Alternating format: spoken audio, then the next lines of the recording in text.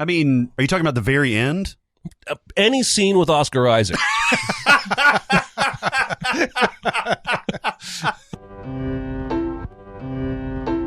Welcome to Sincast, presented by Cinemasins.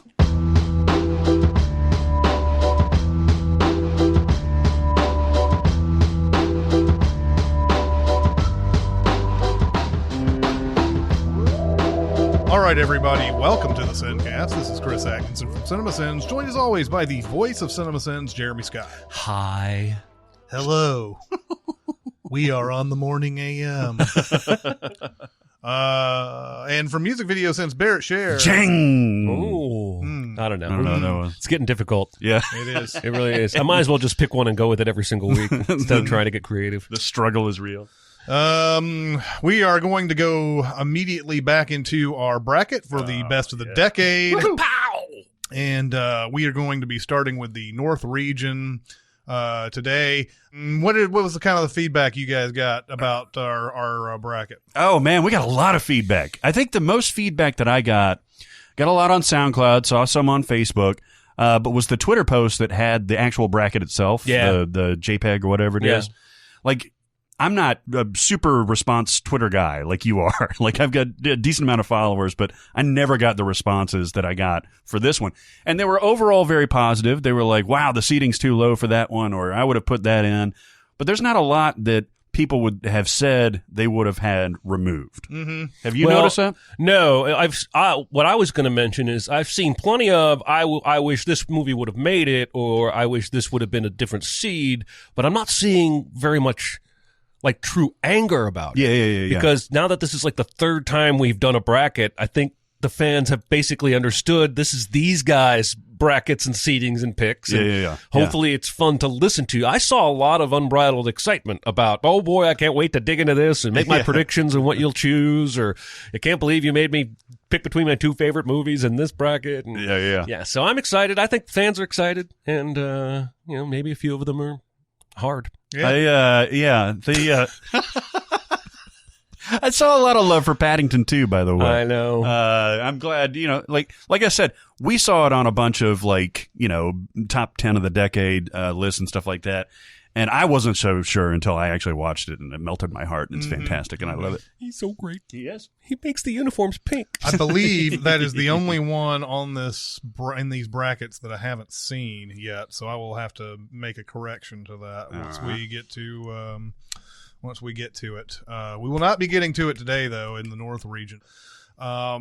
Anyway, I'm going to do this randomly. I think usually I go 116, 215, 314. Mm-hmm. I'm just going to do this randomly. Do it, baby. All right. So let's go to the 7 seed Phantom Thread versus the 10 seed Gone Girl. So we were just having a conversation, Chris and I, before we started, about all the pieces to Gone Girl. I've forgotten a lot of Gone Girl. Mm-hmm. I remember the cool girl speech. Mm-hmm. I remember Ben Affleck being a fucking bozo. I remember Emily Ratajkowski. Yeah. But I forgot about like the mechanism, like all the other stuff that went into her plan. It wasn't just the, grab a needle and the tubing and stuff like that. This is a very smart movie. There's some problems with it, like Ben Affleck being a bozo, but this is a really smart movie. I didn't read the book. Did either of you read the book? Mm-mm. No. I understand the book ended a little differently. Oh, yeah? And it's always, I should just Google it. I'm sure it's out there. I don't know what would be different about it, but I don't think they end up, quote unquote, together. They're together at the end of this movie, right? They reconcile with that whole I'm a cunt type of thing. Hate agree to stay together. Yeah, they don't really like each other now. It's just that they stay together. Yeah. Yeah. God, she's so good in that scene too. Yeah, she's great in the whole movie. She's better than Affleck is in this movie, I think. Of course. Yeah. But yeah, the sticking point for me is just how dumb his character is. That's the fatal flaw for this movie for me. Her plan is very intricate. She is very good in this when she needs to act. But her plan requires this guy to be the biggest dumbass in the world. Well, and also let's not forget the dumbass part where she keeps tons of money in her purse and it falls during miniature golf. Well, that's weird because I thought that was. I forgot about that. Miniature golf. I thought that was intentional because it was so stupid. Like, and it's not. It's not. I was like, no, it's got to be intentional. Yeah, I mean, she ran into her own. She ran into her own.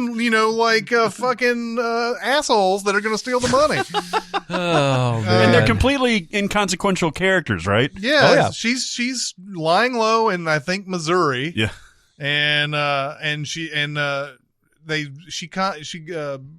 strikes up a conversation with this girl at the pool. Yeah, and then they start being friends and everything, and then I think the so-called friend is on to her pretty quickly because she talks a little bit different than most country girls do, and so they start that friendship, and that's where they start long conning her or whatever and get that money. the mini golf. Yeah, mini golf, fucking money comes out, and I don't know the whole thing where she orders all that stuff on the credit card and it's in the fucking barn and he never goes into the barn. Yeah, I mean, there's some things in here that do strain credulity, but my wife has been missing for days and days.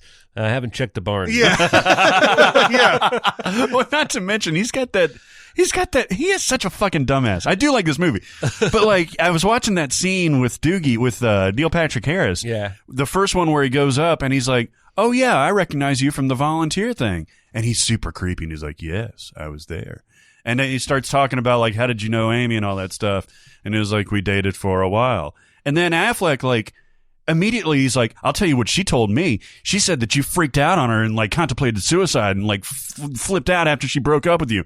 And Neil Patrick Harris is like, you came all the way down here to tell me that? And I'm like, yeah, what the fuck, dude? Yeah. And then he just stares at him, and Neil Patrick Harris almost does like a Jesse Plemons from Game Night, where he just kind of disappears into the thing. Yeah. It's I'm talking myself in circles in this movie. I like it, but it's just so weird at certain parts. It is watchable. It is compelling. Yeah. It's an interesting matchup. It's going up against the Phantom Thread. Is that what you said? Yeah, Phantom Thread. Whoa. A lot of unlikable characters in this bracket. Yeah. That's the thing, right? Movies are full of unlikable characters. Mm-hmm. You guys like Phantom Thread more than me, but I have still somehow found a way to watch it like 4 times now. I've only seen it 3, I guess. And I think it is super well made and super well acted, but I am so put off by his character. It keeps me from enjoying the film as much as I think you guys do. Like, it really is off. It starts with that fucking breakfast and the scraping of the toast. See, and like, who gets upset about that? The devil. Reynolds That's who. You may not have people who actually come out and say that it upsets them, but there are people who it upsets. The scraping of the toast? And yeah, it would fucking upset me. So I'm the devil. No, wait, let's go back. You're saying you're fucking this girl. I would be like, I love fucking this girl, but I hate the fork. But you would say it nicer than him. I would. However, we also have to think about this person's station in life. Yes, you're right. I would say it nicer. Or I would try to make it so that she could never scrape a fork. Only rubber utensils. Yeah, only rubber utensils from now on. It's environment friendly. But yeah, you're right. He's not nice at all. He's very pointed and forward and just says whatever's on his mind and everything. We're running into this thing that I'm slowly coming to the realization is becoming a more common thing in movies. Is there any difference between this character in Phantom Thread and Adam Sandler's in Uncut Gems? I believe so. I believe so because there's a certain level. You're right. He is a super, super asshole. Similar to like J.K. Simmons in Whiplash. To me, he's earned more of a right to be that asshole-ish, that type of asshole-ish, because of, you mentioned his station in life, but it's based on the work that he's done, this standard of excellence that he's gotten to, that he expects everybody to live up to. And if they don't, he has the expense, the station in life to be able to dismiss those people, whether they work for him or whether they are in a relationship with him. Yeah. You can't mince words when you're in his position. Right. And I think when someone is rich and they're famous for one thing and they have had this kind of success and they have one yes man, and that's basically what he has in this.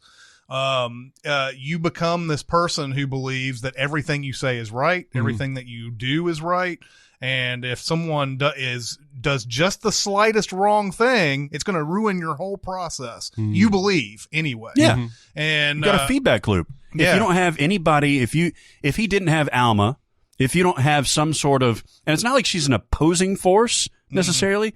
She's a humanizing force, and she does eventually humanize him, I think.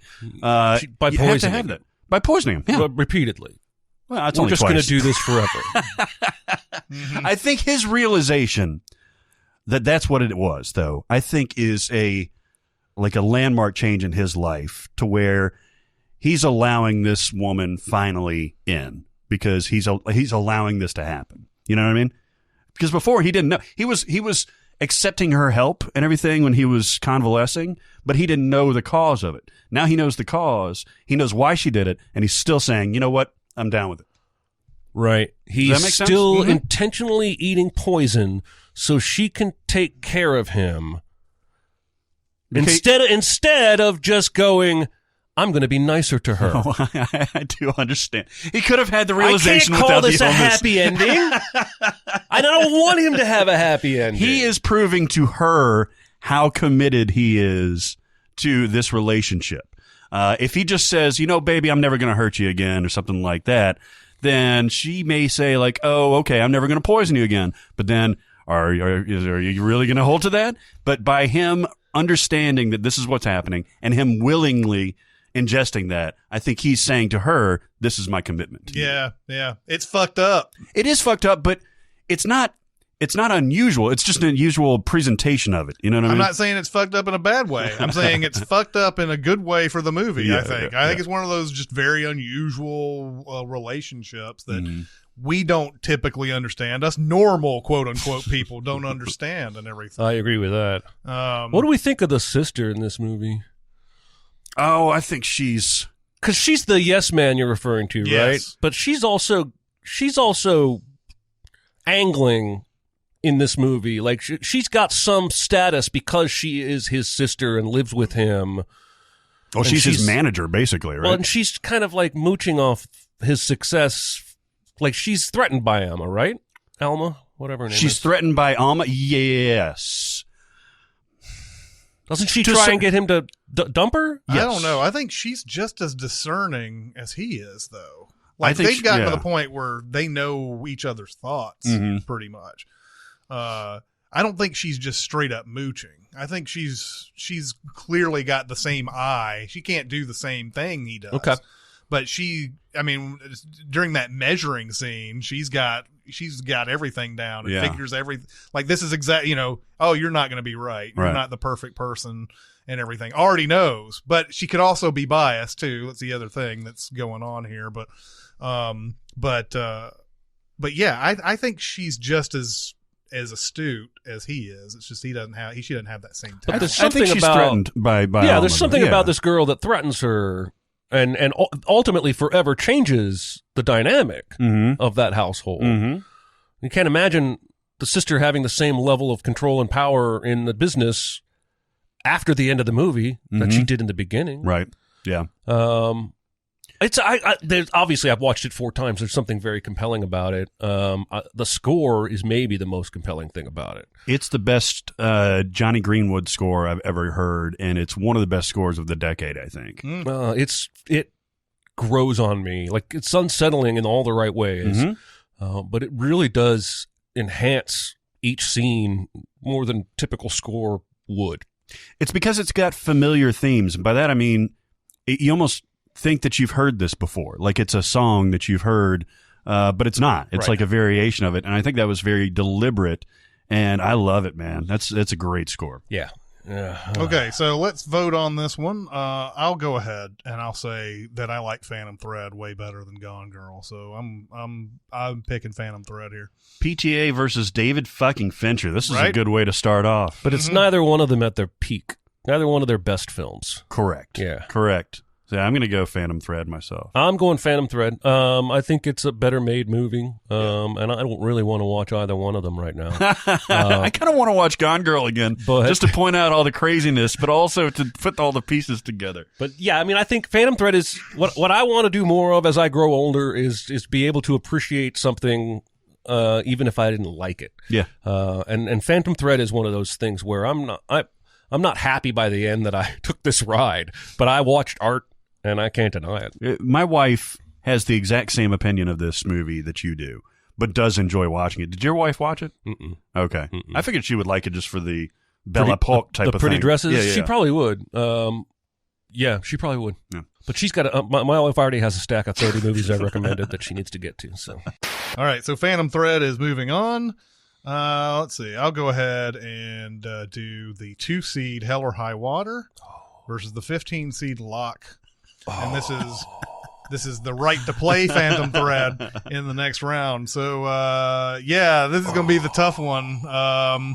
Hell or High Water is extremely excellent, and Locke is also very excellent. different movies, man. They're very different movies. Yeah. So with Locke, let's start with Locke, if that's all right. Yeah, man. It's really Tom Hardy making this movie work. Right? It's only Tom Hardy, right? I mean, I know that if on paper, yes, it's him driving, but there are other components. There's a story here that has been scripted for Tom Hardy to read. There are other vocal performances on the phone he's talking to. There are themes about breakup and doing the right thing, and there are obviously somebody held the camera and took the shots. What is it that makes a movie about a guy in a car on the phone so goddamn compelling? Yeah, I don't know. And you mentioned the other vocal performances. I mean, you have Andrew Scott, who's doing a great. I think he's absolutely stellar because he's the guy he keeps calling to get him to do all the stuff that he would normally do. Olivia Colman, you have Tom Holland. Oh, I forgot that's his wife, right? Yeah. And there's a well-rounded out cast doing voices on this and everything, but. I think from the minute it starts talking about cement pours and things with an intelligence and everything, it's not just we got to do this tomorrow, and there's detail to it, and the detail of it, of him trying to get to I need you to go to this guy, or I need you to this guy owes me a favor, and all these different things. And it's a desperate situation. It's happening tomorrow. And the Andrew Scott character is drunk. And I've had a bit of gin. Yeah. It's like, you need to go down to this place and find these, I can't remember, was it Russians or Ukrainians or something like that?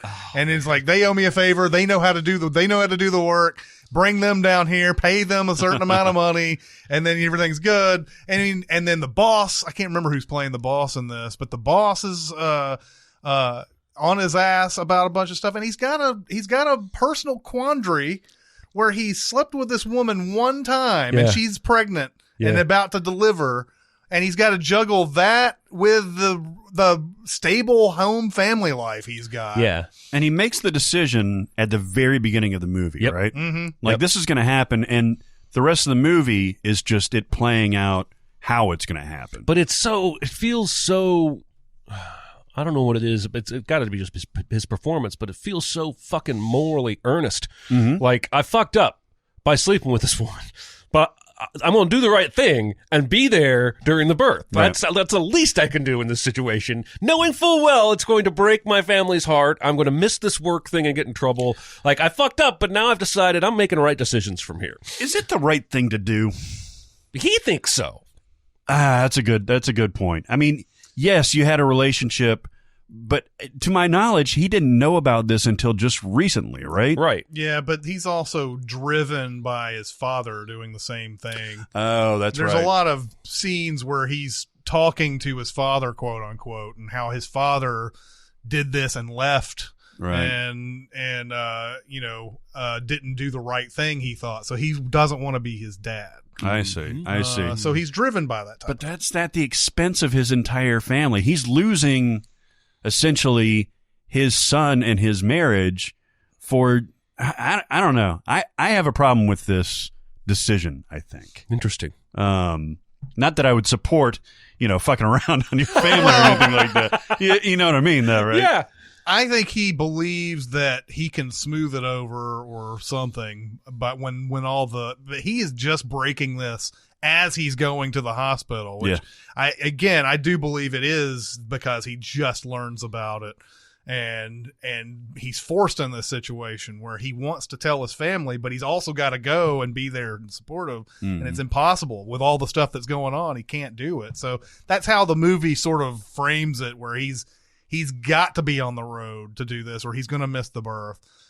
He can't just go to his family and tell them that, because that'll be a long thing and he'll miss the birth. There's a lot of just different moving parts into that whole decision.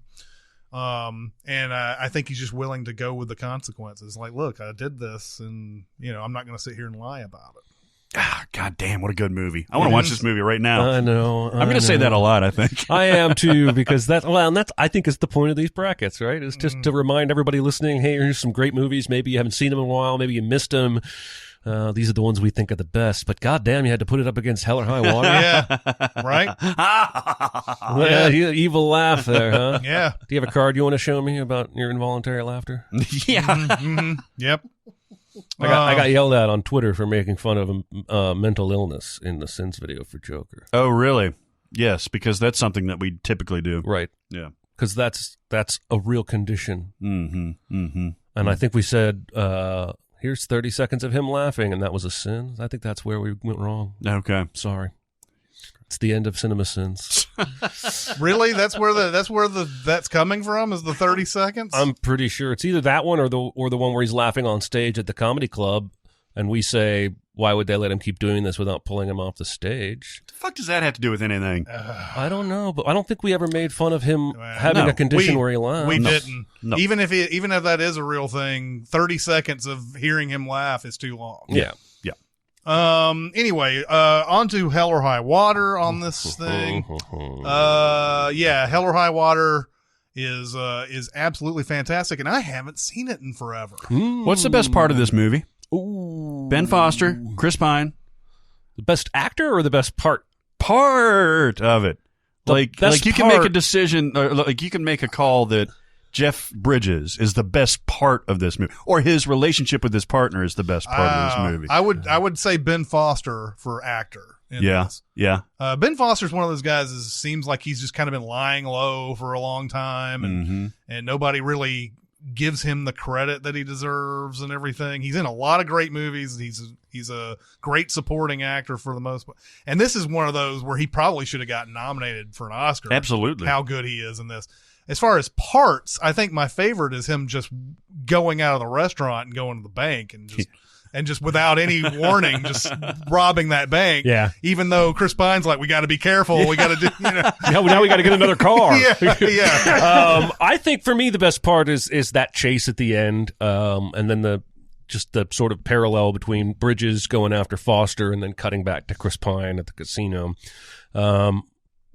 I don't know. I just lied. My favorite moment in the whole movie is that song that runs right before the last heist. I'm not afraid to die. And it's just the brothers horsing around in the field with their beers and the sun's going down. And that's the heart of the movie. If we were doing heart of the movie, that's it right there. And the movie shows you plenty of ways that these brothers are different people. And Foster is a maniac, and he's a violent criminal. He's already been to jail. And Pine is the guy trying not to turn to a life of crime, but has few choices, and the fucking bank robbed their mom of the land, and that would piss anyone off. Had he started robbing banks at the beginning of the movie, or did he get into it with his brother? Foster gets out of jail, and they conceive of this plan together. Yeah. I got you. But he hadn't done anything illegal before then? Right. It's presented that way? Yeah. Go ahead. That's a great reveal in this movie too, because we just think it's just your typical heist movie. Through Bridges, we get to sort of like learn, like, wow, they're going after the same branch, is it branch? The same company, the same bank corporation. Yeah, just different branches of different that, right? branches. Yeah. And so like they're trying to figure out which one he's gonna go to next based on the ones that haven't been robbed yet and everything. But we don't know exactly why that is for a long time. And then finally they reveal that. That's something that I've never seen in a bank robbery movie before, where the reason why they're stealing the money is a secret. Yeah. There's a surprise, there's a revenge element to it more than anything. I mean, we see things like in Ocean's 12 and 13 and all that I think it's Ocean's 13 where they're trying to get back at Andy Garcia or they're getting back at Al Pacino in that one. Yeah, because he screwed over Elliot they're getting Gould. back at Andy Garcia, too. Yeah. They're working with him, quote unquote, but they fuck him over with the diamonds at the end. Right. I love that scene where they go to the lawyer's office, the one that's helping them basically get the land back in time with the stolen money, and the guy says, watching you guys pay these bastards back with their own money. Well, if that's the most Texas thing I've ever seen in my life. Yeah. This movie's also got one of the most unusual endings and beautiful endings I've ever seen. Yep. That conversation, you mean? Yeah. The first time I watched it, when that scene was unfolding, I thought, well, this maybe isn't necessary, but it definitely is. And I think it ties everything off at the end. It does, right? You don't think that they're going to see each other down the road, right? That's not the impression I get, no. But there's like a little dangling thread of like, if you fuck up at all, like I'm going to be right up your ass. Bridges is retired. So he even says, like, Chris Nuts says, Chris Pine Nuts. He even says, I know you're retired. I can shoot you right now if I want. Oh, because he's on his property, right? Yeah. So I don't get the sense they're going to run into each other. It's more of I know what you did, and you're going to die knowing that somebody knows what you did. He definitely knows what he did, but he can't do anything about it, right? Because Ben Foster took all of the responsibility. Before he goes there, he goes back to the police station and like, what about the brother? Why didn't you follow up with this? Why didn't you follow up with that? And he knows it's him, but the cops can't do anything about it. Is he a federal marshal? Is that? Yeah, I think so. Yeah, he's not like a detective. He's a U.S. marshal. U.S. marshal. Yeah. Mm-hmm. God damn, what a good movie. And the one when he leaves the restaurant, when Ben Foster leaves the restaurant and robs a bank across the street, isn't even the branch of the corporation that they're trying to steal from. That's another thing Chris Pine yells at him for. That's not even a West Texas whatever. That's West Midland, Midland something. Anyway, he was like, that's not even that bank. Like, they don't ever get violent with any of these heists, right? Oh, no, they do. They beat that. Oh, that's right. Beat that dude in the face with the gun. Yeah. They kill people in the last heist. Oh, that's right. Because Ben Foster starts shooting. Actually, a guy was going to shoot Chris Pine. Ben Foster's defended him, and then it all goes off the rails. It does. Oh, and that's what prompts the casino and then the chase. That's right. That's right. I got to see this movie again too. Yeah, it's awesome. Yeah. Yeah, it's been a while. It's been a couple of years probably since I've seen it, but I did say this was my favorite movie of 2016. Whenever La La Land came out. Yeah, I did give it that, but I haven't seen it since. So, but I know I love it. So anyway, I've seen Locke much more recently.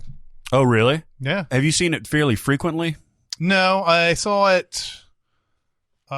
Think after Jeremy brought it up, and then because I ordered the Blu-ray. Yeah, you and I both watched it. Like that was your strongest recommendation I think ever. And you and I both the next day watched it. Yeah, and I may have just went on demand and found it and watched it, but I ordered the Blu-ray, and so it's one of those background movies too. Where you just pop it in and just have it on. It looks so good. And can you imagine it's the same guy that did Serenity? Oh God, yeah, no. That's crazy. Yeah, that's crazy. Serenity was trying something. It was, and I'll end it there. All right. So, what do you guys think? Pick Hell or High Water. Hell or High Water. I think Locke is an A+, and you should all watch it. But this is no question for me. That's how good Hell or High Water is. Wow. Hell or High Water. Damn near should have been a 1 seed in my mind. Yeah, it was close. Isn't it a 2? Yeah, it was close. Yeah. It was right up there. Yeah. What do you think? Hell or High Water. Yeah. Yeah. That's gonna happen. Yeah. And it's got one of those like chances to go pretty far in this. Oh thing. yeah, it's got legs. Yep, and it's going to go up against Phantom Thread in the second round. On to, let's do something easy. The 1 seed Mad Max Fury Road versus the 16 seed Sinister. Hey, talk about a movie that I just rewatched recently. Sinister? No, Fury Road. Oh, I had only seen it the once, right after it came out on Blu-ray, and I loved it. I thought it was genius. And I've seen scenes and stuff like that, but then I watched it all the way through about a week ago or so, and we're going to get to another one that has the same effect, like Gravity. Like, I didn't realize that I was clenching the sides of the couch the entire time until, God damn, what's the first breath that you take in this movie? It's after the crash, right? After Furiosa does the whole thing and she gets everybody out, and then they figure out who Max is. And all that stuff. That's the first breath, and that's like an hour and 15 minutes. Well, maybe not that. It's like 45 minutes. But even in that scene, the baddies are coming up on him from not too far away. Yeah. The movie breathes, but only so briefly. And this is one of those movies. It's a lot like Mission Impossible Fallout, when you just look at the whole scope of it and wonder, how the fuck did one person orchestrate this entire ballet of madness? Like, you watch Fury Road, and I mean, a lot of that is practical. A lot more of it than you probably think. I can't imagine how they did that, any of that practically. And it's one of those things where you see a motorcycle come up in the distance on one shot. When you cut to the next shot, that motorcycle is going to be exactly where it fucking should be. The continuity in this movie is insane. Like, it only gets better the more I watch it. And of course, it's one of our most memorable movie-going experiences for Chris and I. This and John Wick 3 are some of the all-time best theater experiences ever.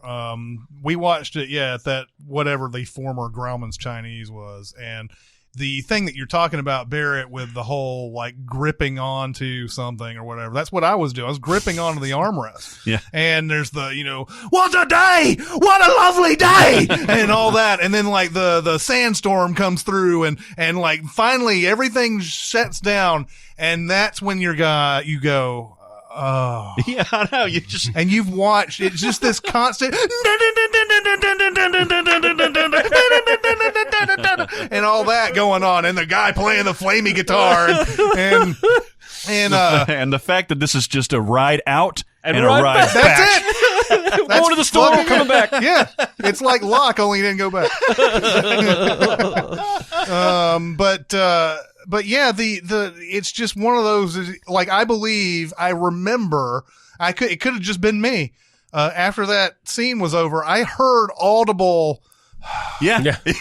Like, and then it gets into this strangely unique feminist thing right after that. It's all the women kicking ass in this movie. I know, and it's Mad Max. Yeah. It's not Mad Furiosa. Yeah. If they'd have called it Furiosa, nobody would have made that big of a deal. But the Mad Max franchise has cachet, baby. Max is... And he's still important. He's important, but he's almost incidental. Like, he's there to support Furiosa and the furious females.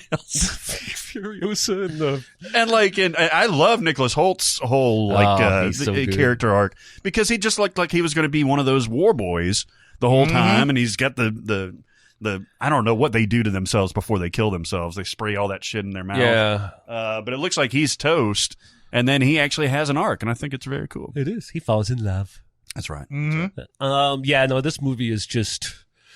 I think it's absurd that he even tried to make it, and then the fact that he made it so well. And he wants to make another one, and I am there for it. How old is he at this point, George Miller?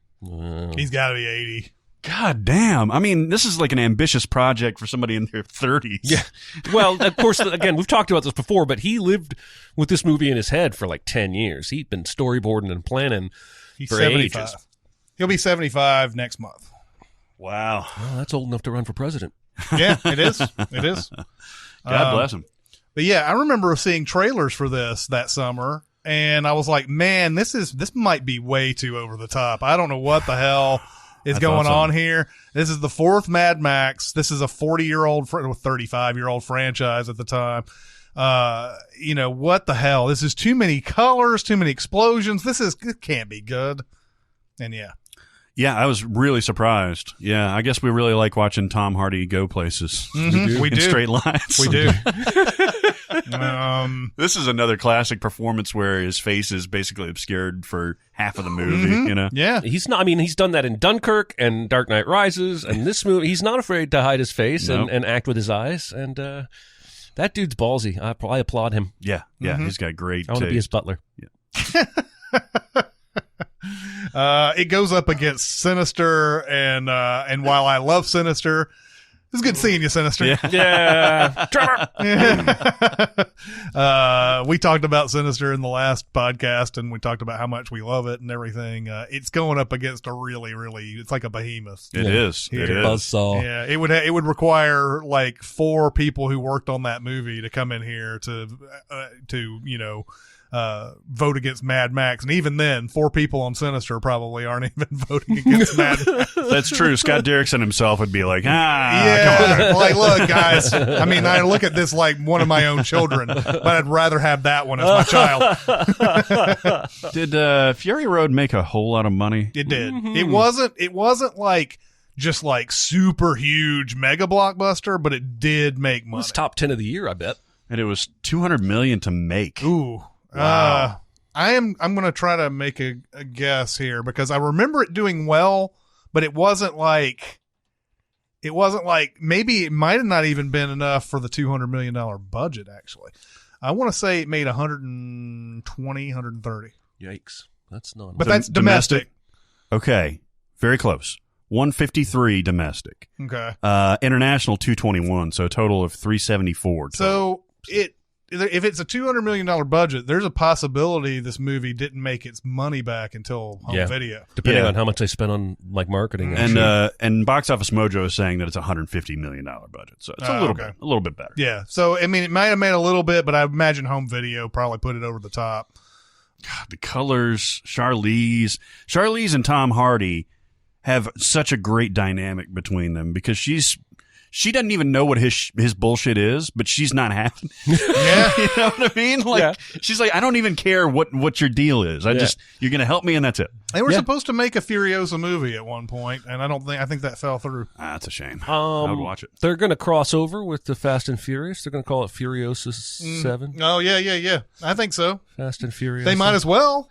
She's in this new one, too. Yeah. I don't know what's going on. I mean, there'll be a point where everybody is in the new one.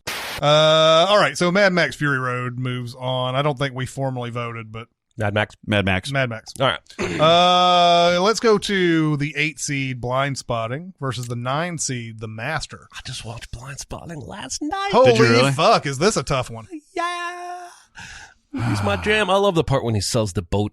I'm never gonna decipher any of that shit that he says because it's like they're making fun of like Oakland street slang, but they're going over the top with it. But most of what they're saying actually does mean something, like to people who aren't me. This is where he's got it on the side of the road, right? Yeah. And I don't even know if I could quote any of that dialogue, but this guy drives up and he's like, hey, what if? And he's like, hey, I'll put you in this boat. And then they speak all this slang. I love it. I love everything about this movie. This is a sneaky contender for me, even though it's an 8 seed.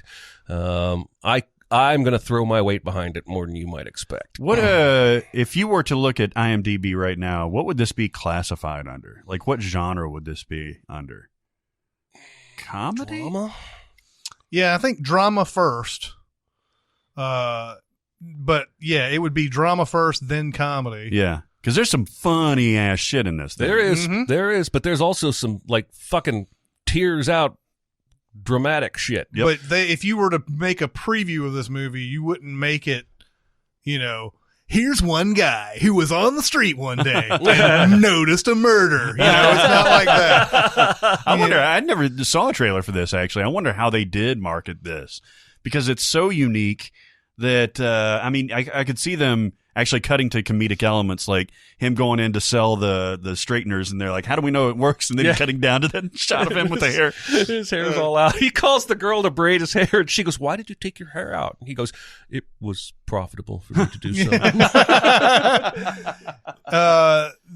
We're seeing a lot of movies like this coming out, though. The Hate You Give came out the same year, and it had a lot of the same themes in it. It sure did. I mean, even down to the fact that the main character has a white friend who's trying to act black, and it all revolves around getting pulled over and the wrong stuff happening. It just there's a lot of that. There's a lot of that. And Queen and Slim is now sort of like the evolution of that. That, if you want to call it a genre, it's there's a lot of it going around. Yeah. And this one, I don't know if this was first or if The Hate You Give. The Hate You Give was a book before, I know. But I also know these two guys, Raphael, whatever his last name is, and Chazelle. Yes, and David Diggs are friends from their youth. They both grew up in Oakland. And the movie just reveals more layers to me every time I watch it. Like they go to this party that's being held by this hippie gentrifying white dude who's got like 100-year-old actual Oakland oak tree stump. Don't put your drinks on it. And when he's talking to the three black people at his party, he's like, plenty of drink in the kitchen, yo. And so the black people are already primed there. And then the one that David Diggs just met goes into the kitchen where Raphael is, the white friend, and thinks that he is a gentrifying white poser. Well, Raphael, Miles, sees himself as every bit as Oakland Street as David Diggs, regardless of color. So this fight breaks out, but there's all these different ways to examine just that one scene and the different perspectives. Like, I almost understand why Miles beats that guy's ass. But then later Miles is like, man, maybe I'm not actual Oakland Street cred. Like, maybe stop calling me that N-word. Oh, man, that's such an excruciating scene. He's like, say the N-word. Yeah. Just say it.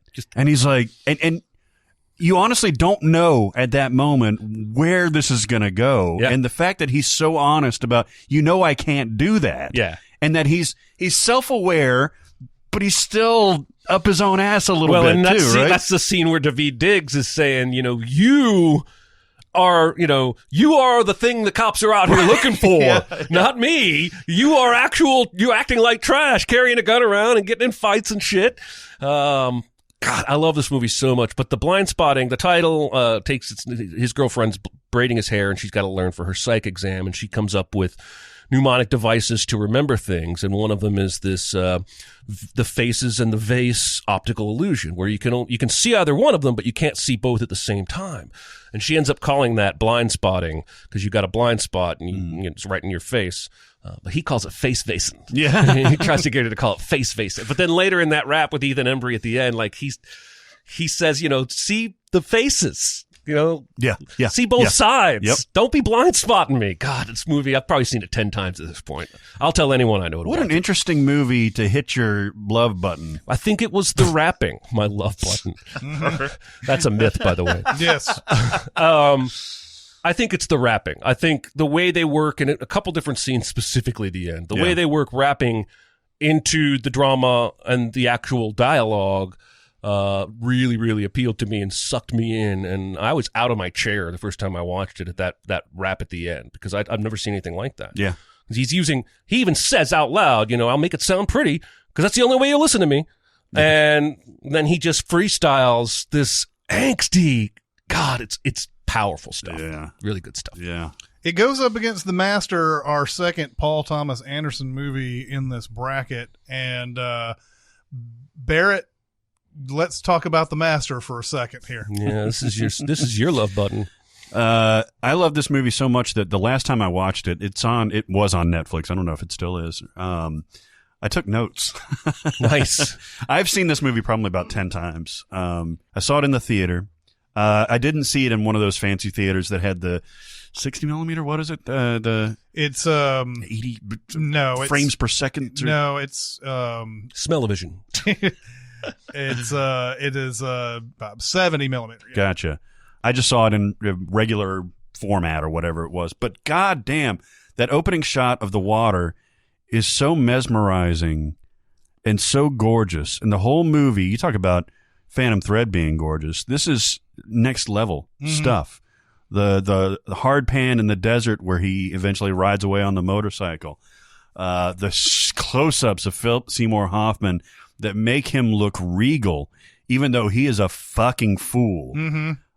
Just absolutely floor me. I cannot dissect this movie enough. That's why I was actually literally taking notes as I was going through this, so as not to forget something that I loved about it. Yeah. So this movie, before we even saw it, was basically being called the Scientology movie. It's not Scientology, it's some other thing. And the point of it is that a lot of religions start this way, with someone who believes that they have this secret knowledge and they're giving it to the masses and everything. And of course they get a bunch of people to believe it because for whatever reason, people have bad lives, or they have something that in their life they're looking for something that's like, oh yeah, I never thought about it this way, even though this way might be wrong too. Yeah, it's like Vince Neil, like something to believe in. And then after a while, it becomes like sort of a self-fulfilling prophecy type of thing. You see how successful he is at doing all of this stuff. So of course people are like, oh, look at how successful he is. He must be doing something right, even though it's based on a whole bunch of bullshit and everything.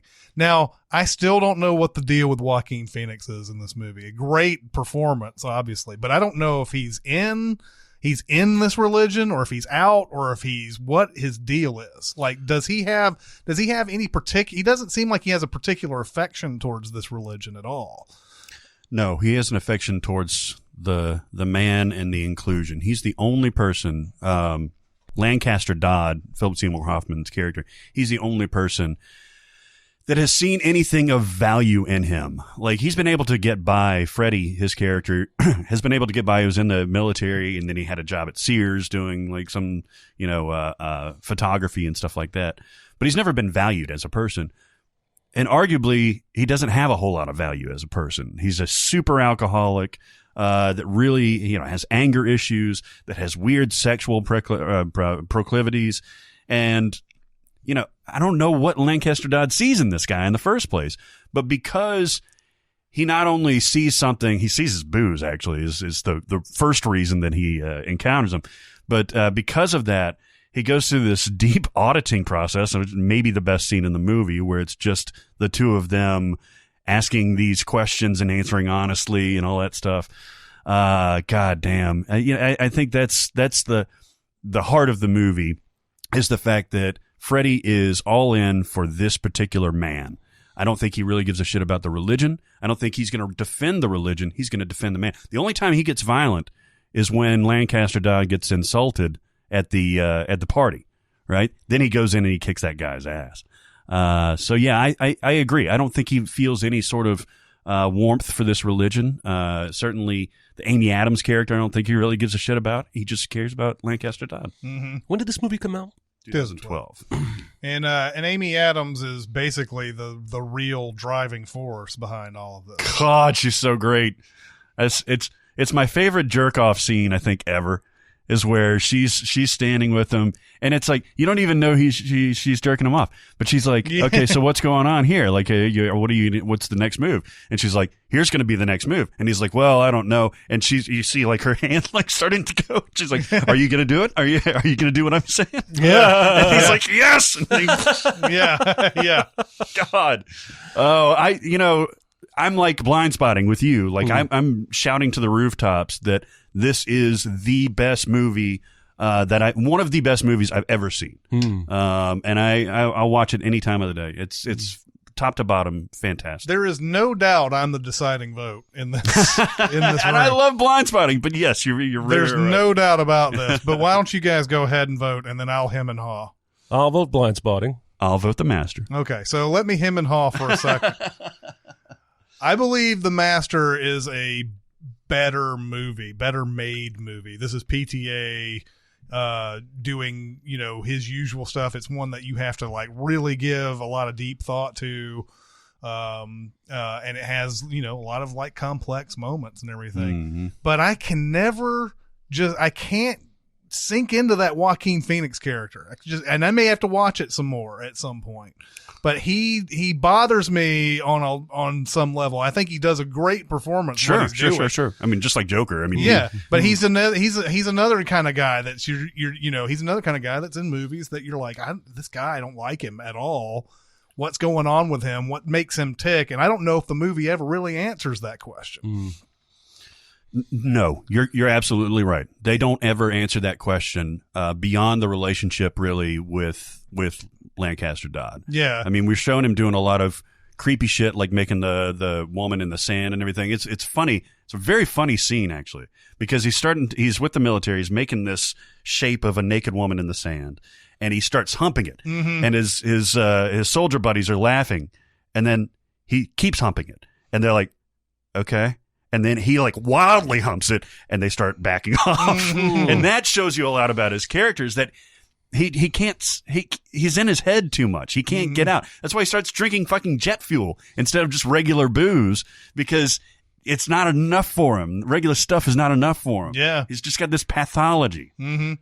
There's no doubt that I think that in every way, like a better made film, but like Blindspotting, I have more connection to. And it also has a lot of deep thought things in it as well. It may not be as abstract, but it is also something that makes you think. I'm going to go Blindspotting. I can't. I can't argue, but I can't argue with Blindspotting. Yeah, I like I said, if you were going like pure technical feat, The Master's going to beat that easily. But as far as enjoyment is concerned, I'm going to go Blindspotting. Interesting. All right. Blindspotting now goes against Mad Max Fury Road. Oh, Jesus. This is just a rogues gallery. All right, everybody, it's time to talk about BetterHelp once again. BetterHelp. You know, I've been thinking a lot about BetterHelp recently. I was thinking about how I approached it, because I found out, I think I was scared of therapy after all these years. Even though I wanted to do it, I just didn't know what I was going to uncover. And it's difficult and stuff like that. Sure. So even when we started working with BetterHelp and everything, and I signed up for it, I was really, really nervous. Like, you're going through the questions and stuff like that. The questions make you reveal some truths about yourself, like what you want to work on, how you've been feeling honestly lately. Like, if I asked everybody, like, how you feeling, we'd probably just say, okay, yeah, I'm feeling good. It's not always the case, Sometimes you're feeling tired or anxious or depressed or that kind of thing. And so going through this process, I started getting a little bit nervous. And then as soon as I got into it, as soon as I got that first message from my counselor, as soon as I met my counselor, who immediately and so nicely said, if you don't like me, or if we don't vibe or whatever, you pick another one. They'll do it for you. That's what the service does. And I was like, no, but I like you. But she was very open about that for the first couple of sessions. She was like, I think, this is wonderful talking to you, but if you're not comfortable at all, then let's move on to somebody that is, because they want what's best for you. And so I say that as a personal kind of story, to say that if you have the same trepidations that I have, I'd encourage you to do it, because I did it, and I'm a scaredy cat. Yeah, and listen, I remember the very, very first time I ever went to therapy, sitting in a waiting room. There's two other people in the waiting room. This was an office where 3 or 4 therapists shared a waiting room. And I'm sitting there the whole time going, they know I'm here for therapy. And I allowed myself to judge myself for that. Yeah. Now, that was 20 years ago, but even today, I think there is still, in some places, in some people, a stigma about therapy. Sure, absolutely. And absolutely. If you are one of those people who is so worried about that it's keeping you from trying therapy, BetterHelp is like the absolute best solution you could possibly have. You could go online. You don't have to tell your roommate or your mom or anyone that you went to therapy. until you've got it going for you and it's working and helping, and then you're going to want to tell people. Yeah, that's true. Because it actually does help once you find one that you can click with. Yeah. So if you're one of those people who's hesitant to try it because you're not sure what those around you might say, do it anonymously. And these are trained expert professionals. Yes, licensed therapists. And you can do it from your own home. Yeah, do it from your own home. Talk, text, phone, video. There's 4 different text, messaging, video, and phone are the different types. And it's all within a counseling room. You do your appointments in there and everything. This is really, really cool. BetterHelp.com. And then go to BetterHelp.com/Sincast and you get 10% off your first month, which is significant. They do have financial aid available too. So let them know. Don't let that be a deterrent. Don't let being a scaredy cat like me be a deterrent. I can't be more serious about that. It was nerve-wracking for me to take the first step, but once I did, I'm so glad I did. Do it if you need it today.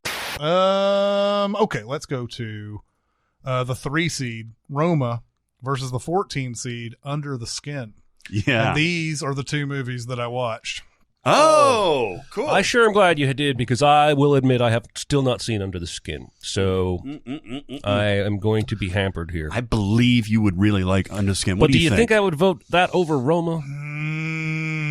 I don't. I don't know if you'd like it. Under the Skin is one of those movies that doesn't give you anything. No. It doesn't give you shit. You don't know what the fuck this is all about. So generally here the plot is we see a guy driving a motorcycle who's apparently this guy's like a champion motorcycle guy. Oh, really? In life, yeah. Because they needed somebody who was great to drive around Scotland. Yeah, because those are treacherous ass roads. Yeah. He goes to this body of water, I guess. We don't know. It's not just an inky blackness. He goes off the road, goes down into this thing and pulls this body out. And the body is some very beautiful woman of some sort who has died.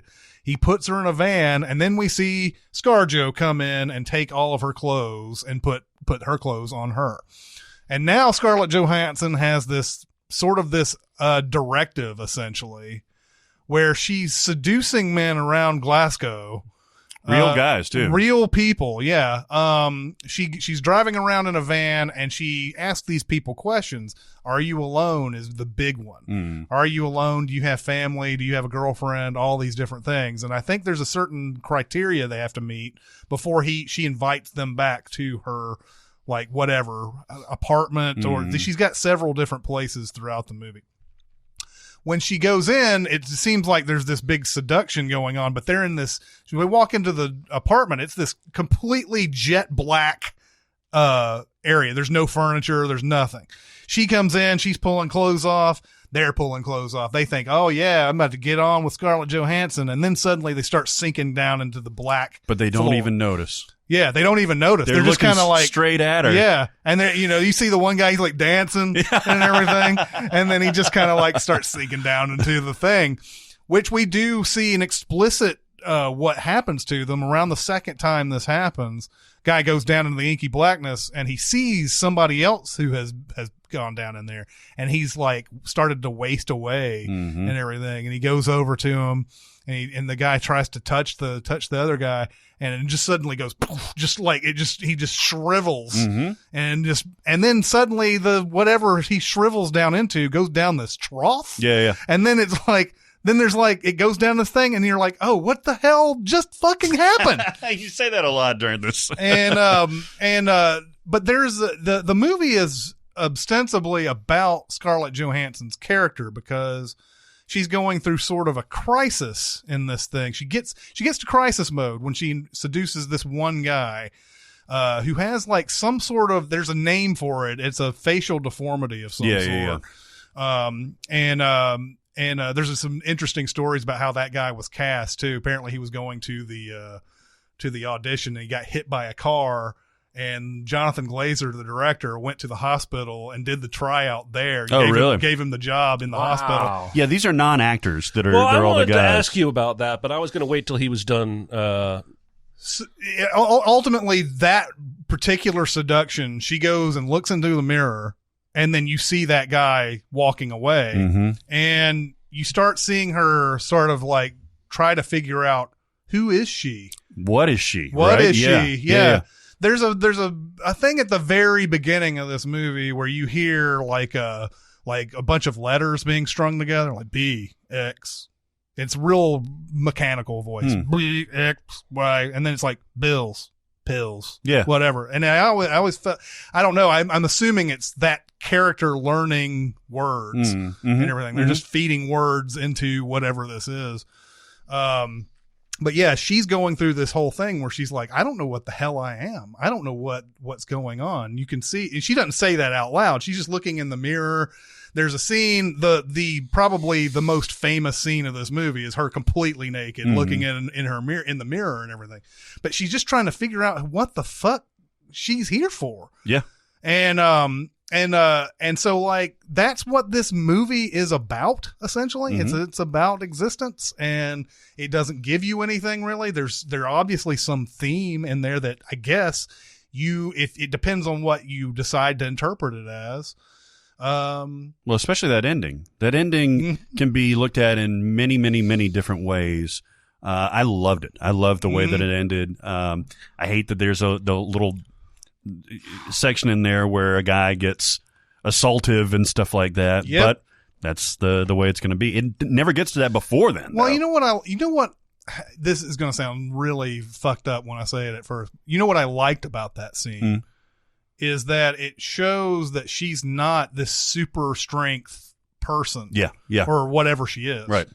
It's every time you see a movie like this, you expect the character to be like this super strong whatever, but Lucy. Yeah, exactly. But she's not. Right. She when she gets attacked by this guy, she has to worry about it. And at first I was like, why is she like running? Because you usually expect them to be super strong and just beat that guy's ass. And she can defend herself to a point, but not enough. And but it's an important scene to her character because then she's really like trying to figure out what she is towards the end. But very interesting movie, no doubt about it. It's probably the lowest rated IMDb we have on this list, but it was also on a lot of top 10 of the decade list. At some point, when you have Scarlett in a van rolling up on real people and you're filming that. And then she takes them back to a room to have sex with them and they fall into an inky black. At some point in there, you have to tell them what to do. Yeah, I think all of those. So there was, I don't know if that's what you said.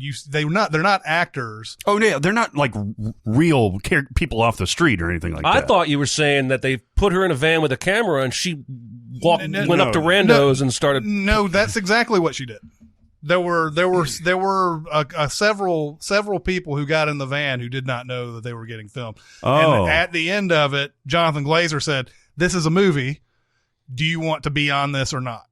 But the ones that went back to the apartment, those were. I'm assuming hired. those guys were all. Were hired. Okay, that was where I was lost. Was like, did they know they were supposed to sink into the inky black when she took her clothes? Because listen, if I'm a guy off the street and Scarlett comes up to me in a van, whether there's a camera there or not, she takes me upstairs and takes off her clothes. I'm dancing like that guy you were talking about.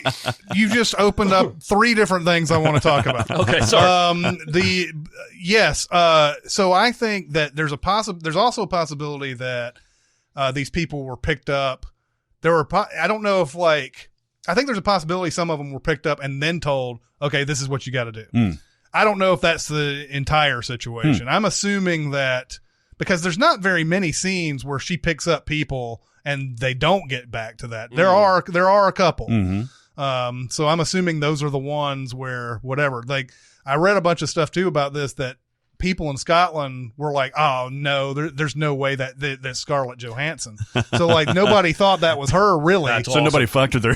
Yeah, and then yes, I was sitting there thinking the same thing, and this is why I think maybe possibly the theme of this movie is that women often have to think about the dangers involved with going home with someone, whereas guys don't. And this is one theme that I did read about in one of the trivia sections of this movie, was that no dude really thinks about like, oh, is she gonna hit me? She gonna like take, she gonna do some stuff that I don't want. But in this one, it's sort of almost revenge fantasy like in a way, because she brings these people back and they don't know. But I was sitting there thinking, man, yeah, you're powerless. If you're a straight guy and Scarlett Johansson is like undressing, and you wouldn't even think, why is this completely black room? Why is there? You wouldn't even think that. You're just like, all I know is I'm going to get to have sex with Scarlett, and that's amazing. Yep. And who cares if I'm sinking, So yeah, it's a very interesting movie. And I think it's gotta be one of the most polarizing movies there is. Probably in this decade. I'll tell you what, this would be an interesting double feature with her. Yeah. Because it's both Scarlett Johansson trying to figure out what she is and how she moves through existence. Yeah, I agree. It's I found myself liking this movie a lot more than I expected to. All I'd heard, as we mentioned before, is that it's the one where Scarlett Johansson gets naked, but I'm a sucker for movies like this, Blade Runner 2049, questioning existence, things like that. It's just my jam. This movie's not afraid to show boners either. Yeah, couple of boners. A couple of boners. Yeah, full on erect, like I'm ready for it. Chubs. Yeah.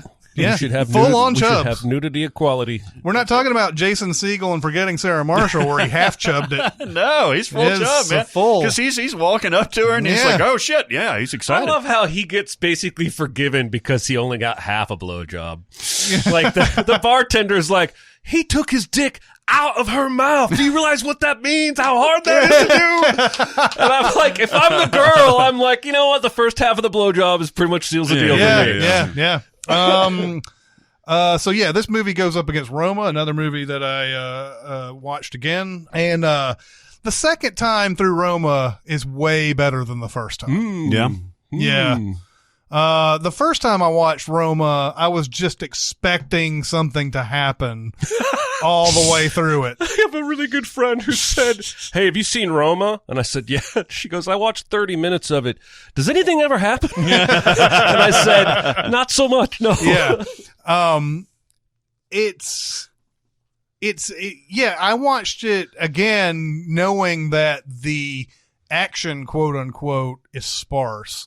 So I watched it the second time sort of looking at it from, this is beautifully shot, and the amount of life that's going on outside of what they're doing. Yeah. I believe you had brought up when we were voting for this movie. Well, you and Aaron were voting for this movie at the time in the 2018.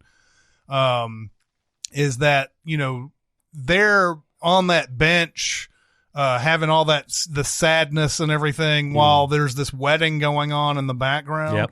There are so many scenes like this in the movie. There's a part where Cleo is going to find that Fermin guy. And she's walking through all this, just, she has to walk through a whole bunch of stuff just to get to that martial art, that crazy martial arts thing. Yeah. Is this when the riot's going on? This is before the riots. Yeah. I know what you're talking about. But yeah, she's trying to find him to tell him that she's pregnant. Well, or remind him that she's pregnant. And, but there's like a guy getting shot out of a cannon in the background.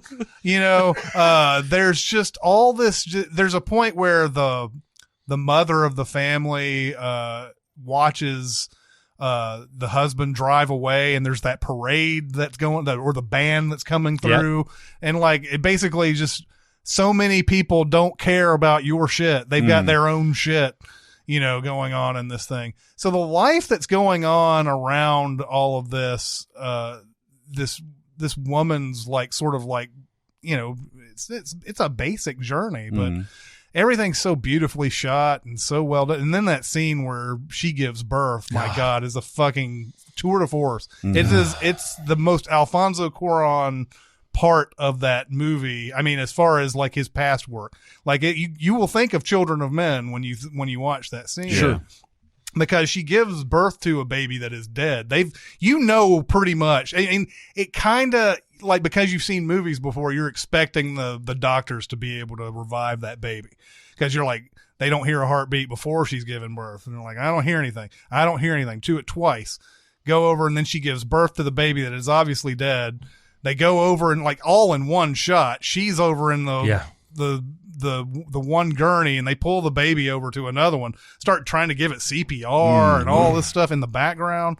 And that's another part of the movie where these people are, the life is going on in the background. Mm-hmm. These people are doing something very routine to them, and it's almost cruel in a way, even though it's not meant to be.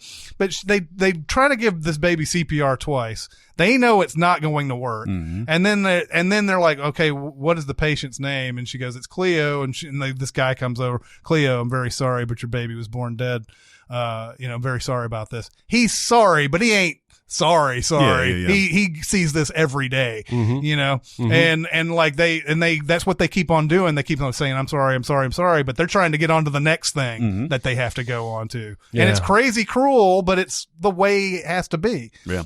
I think that's the point of this movie, and I see both sides of this coin. The way you phrased it just a second ago, it's like nobody cares about your shit. Mm-hmm. They got their own shit to deal with. I think that's absolutely part of the point of this movie, but I think the other side of that coin is because they don't care about your shit, because they have peaks and valleys while you have peaks, and your life is precious. Your life matters, even if nobody else's next to you, even if the life next to you doesn't pay attention to your stuff because they have their own stuff, you're no less valuable than them. Your victories are still celebration worthy. Your tragedies are still cry worthy. And life is always still going to be going on all around you. And I just think it's so clear to me how much of this was informed by his own childhood. And he said so publicly, but I think you can see it in the movie. And Netflix, somebody on Twitter told me today that Netflix just dropped an hour and a half long behind the scenes making of Roma. Oh, really? I'll watch the shit out of that. And so it's on Netflix, so I'm going to check that out too. But yeah, this movie is poetic to me. It hit me right in the sweet spot. There's maybe not been a movie in the last 30 years that has affected me this much. Well, so it really exists almost solely as a lyrical work, right? Yeah. And not certainly an action set piece, although there is another very Alfonso Cuarón shot of her getting them out of the water, which is what I want to see how they did that shit. Yeah. But I mean, I was the same way as you, thinking something was going to happen. Nothing really ever happens. And that's not the point, I guess. And more, and this is probably something that's been forming in the last month of doing movie reviews and stuff like that. Is that our first time through watching a movie, and it's either anticipation, expectations, whatever. Sometimes we don't know what this movie is until about halfway through it. And then when halfway through it comes along, you are down on all that stuff that you didn't really understand in that first half. And then the second half, you're just becoming to realize what this movie is. And then by the end of it, you're like, yeah, that's all right. Yep. And then when you watch it again and you know what to expect and you know what's going on, that's when the real, like, actual opinion can come through. If we could actually do movie reviews where we're watching movies twice and have that kind of time to do a movie review, then we could really come up with. I was doing this with something as stupid as Gretel and Hansel a couple weeks ago. Because we graded that movie a C-. I graded it a C-. Jonathan was like, I think it's a B. And then we started talking about it and everything. And I was like, I really wasn't getting a lot of the stuff that was going on in this for a long time. And I didn't like it. And then suddenly I realized what was going on. By the end, it was too late. Yeah. Yeah. Sure. And now I'm gonna have to watch it again and see if that same feeling comes along if I see it a second time. Oh, this is more than a C-. This is actually way better. I don't understand people who can watch it one time though and go, yeah, I know exactly. This is a great movie. This is a classic. How is that possible? Well, you watched Roma a few times within short succession, right? I watched it twice in 24 hours. Yeah. And yeah, I mean, I'm voting Roma. Yeah.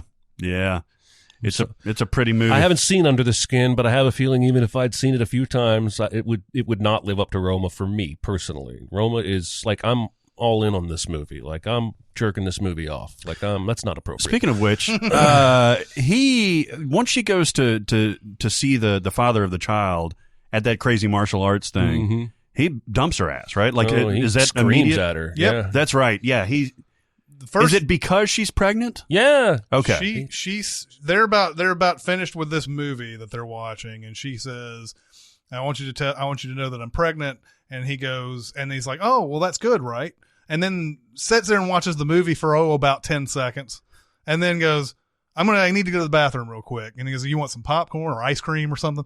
And she's like, no. And she's like, the movie's about to end. He's like, I know, I need to go. And he goes, and then she I think she knows immediately. Like, he bounces, right? Yeah, the movie ends, and then she goes out and walks out onto the steps and just sits there. And then she knows. She knows that he ain't coming back. And then she comes and visits him at that martial arts thing, which is another interesting scene too. The martial arts thing where they're all like doing these exercises with these bamboo poles or something. And there's the one guy who's come in, he's like a professor somewhere, and he shows them some it's like, what I'm doing here is a miracle. And he's got this he's got his hands above his head like this, and he's got his leg pressed up against him like this, and he's blindfolded. And he's like, you guys don't think this is a miracle? You try this shit. And everybody is sort of fucking around and not able to do it except for Cleo, who's over and all the people who are watching are trying to do it too, and Cleo's sitting there with the perfect. Interesting. Yeah. And but then she goes and talks to Fermin, and she's like, yeah, I mean, I've been trying to contact you. And he goes, yeah, I've been real busy and all that. And then she goes, well, I'm pregnant. And he goes, why is this even my problem? Yeah. And then she says, if you say that again, then I'm gonna beat you, and I'm gonna beat your little one. And then rides off on a truck that's driving away. I see. Yeah, he's a dick. Yeah, which sucks because that first scene with them, I think, is really sweet and real tender. And I guess that's life. Like, some guys can seem to be sweet and turn out to be assholes. Did she run into him during the riot? As he comes back in the thing? Yeah, that's during the little. Now that's a real thing, like student protesters. Yeah, and these guys are government. Like, he's under the government. I think this group, the Hawks or something like that. It's at least based on this group, and they go and start attacking the protesters, and somebody who gets hurt runs into the furniture store because they're trying to get a crib. Yep. And that they try to hide, but then 6 other people come, including Fermin, who points a gun unknowingly at first at Cleo and the grandmother. And then it looks like, just for a moment there, he's like, I'm definitely not going to kill you. But it's also another part of this movie. He tells her that I'm going to kill this little one if you ever bring it up again. Yep. In some way, he does kill that baby because they all run it. And that's the reason why her water breaks. Yeah. And, there's a lot of crazy foreshadowing in this movie. Mm-hmm. So you liked it a lot better on the second one. Fuck yes. Would you say you love it now? Yeah. Okay. Yeah. Because I think I liked it a lot the one time that I saw it. So I'm going to get back in there. No, I liked it before the next time. I liked it fine. I just didn't understand what everybody else was. And I may still wonder if this is to that level of this is, I don't know. I'm not there yet, but I do love this movie now. Gotcha. So are you voting for Roma? I'm going for Roma. I'm going to vote for Roma too. I like Under the Skin quite a bit, and I think you should watch it. I will. I want to. But yeah, you do. I just like Glasgow. I want to see the actual that's very cool city stuff. You know what's interesting though, reading about Under the Skin. First off, I think it's shitty when people always have to ask actors and actresses about the nudity that they do. Like, fuck you. That's a decision they made. Mm-hmm. Who gives a shit what you know, who gives a shit? Like, it's almost like it seems like it's more serving you than it's serving them for that question. Yeah.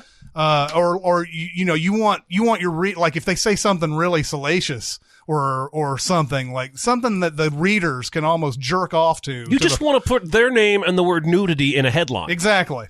And so I was reading some trivia on this, and the IMDb's got a couple of those things about the nudity. I'm like, I don't care why she did it or what.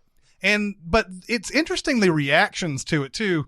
Some think that it's not exploitative. And then I think there's another side who think that it is.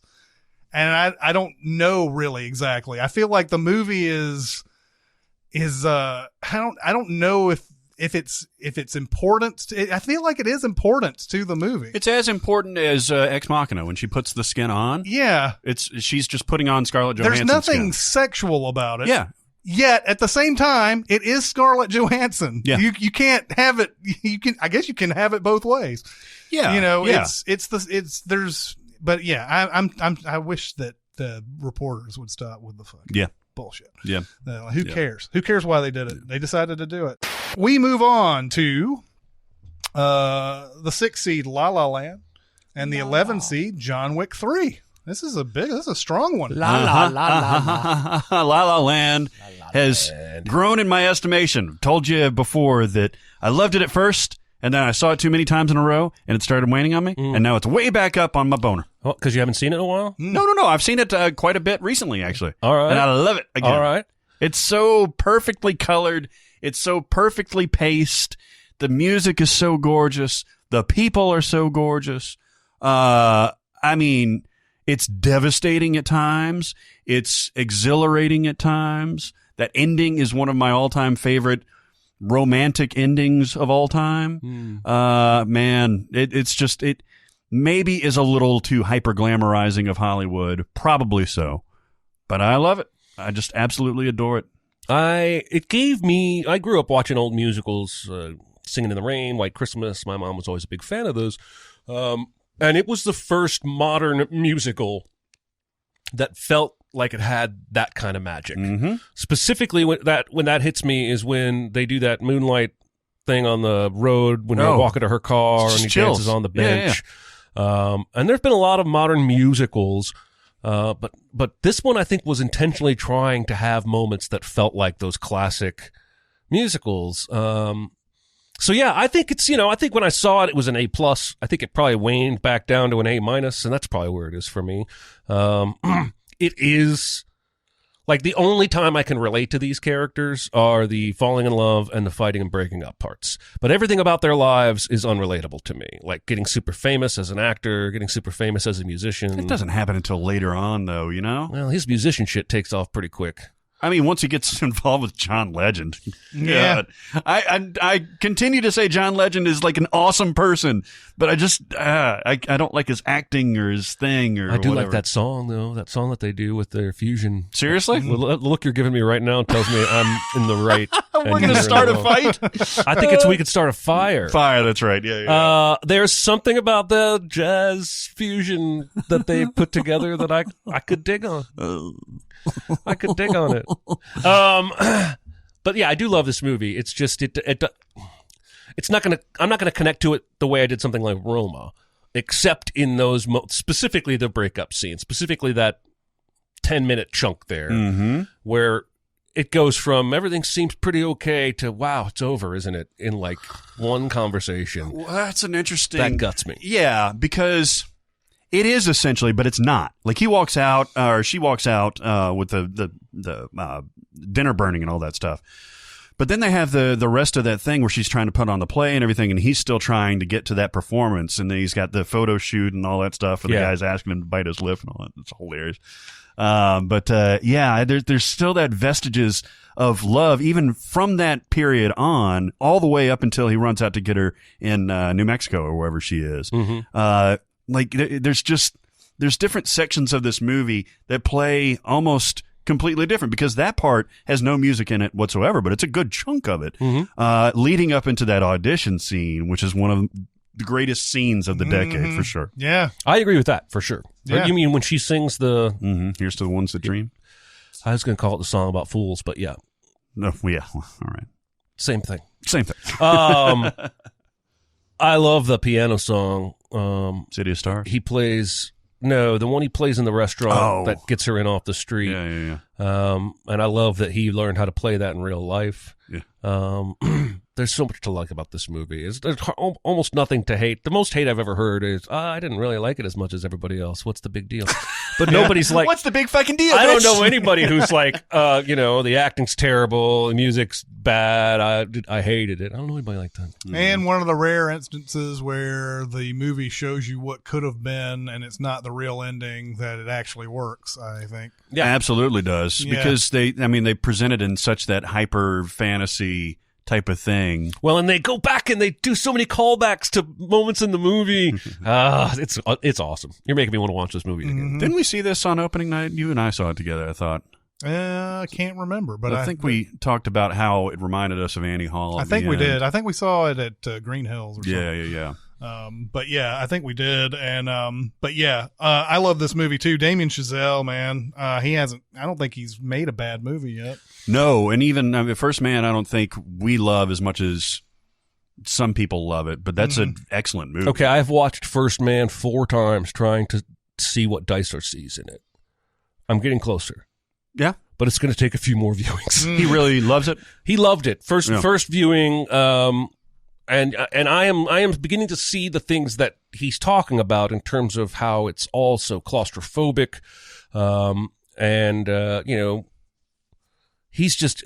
he's not an engaging personality. So Ryan does a great job playing him, but that dude was a snore. Yeah, that dude was like a snore, and so. Great, you have to be an astronaut, right? But once they get to the moon, man, that movie's an A+ all the way for me. And I think Claire Foy does a great job too. But the first time I watched it, I was like, "Huh?" And he was like, "No, it's great." So I watched it again. I was like, "Well, maybe."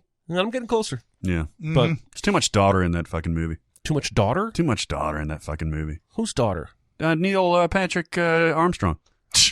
He had a son. Was it a son? I thought it was a daughter. Sounds like you need to watch it again.